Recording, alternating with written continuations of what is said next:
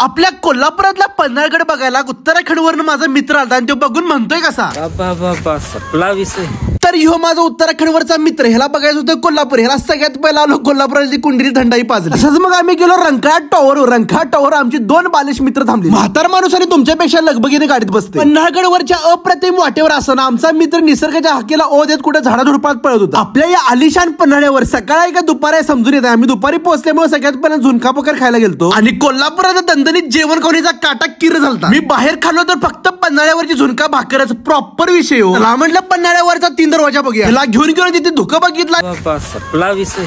हो, सपला विषय म्हणायला भाग पडणार आपल्या कोल्हापुरातलं वातावरण. केलेला मुर्दा पण जिवंत व्हायची ताकद या वातावरणात. ह्या मस्त वातावरणात मस्त पोच मारूया म्हटलो आणि पोच मारल्याने बोंब झाली बघ. हे बघून सगळी म्हणजे आपण पण आणि मी शिकवायला लावलोय आणि राजांची असली घाण फाटलेली की नाही, आता मरतोय का मग मरतोय असायला वाटतं. क्लच, ब्रेक आणि ऍक्सिलेटर पहिला चालू करायचा. हे बघून जर तुम्हाला तुमचा हसू पण आवड नाही पुढच्या व्लॉग मध्ये 100%.